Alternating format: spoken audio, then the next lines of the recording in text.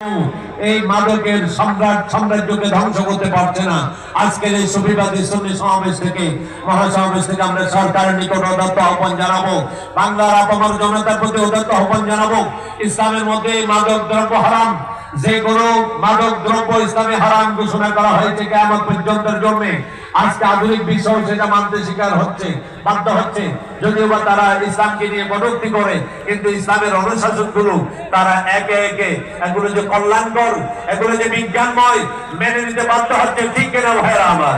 আল্লাহ রাসূল আল্লাহ পাক কোরআনে বলেছেন কি এগুলো হারাম, এগুলো ফেলে শয়তান, এগুলো শয়তানের কাজ।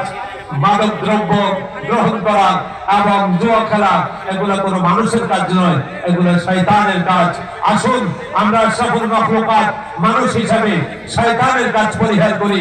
সরকারের নিকট জোর দাবি জানাবো, দেশি বিদেশি যত রকমের মাদক দ্রব্য আছে সকল প্রাণ মাদক দ্রব্য মজুত করা, বিক্রয় করা, ব্যবসা করা, সব রকমের উৎপাদন করা নিষিদ্ধ ঘোষণা করা হোক, সেই মতো কঠোর আইনগত ব্যবস্থা গ্রহণ করা হোক।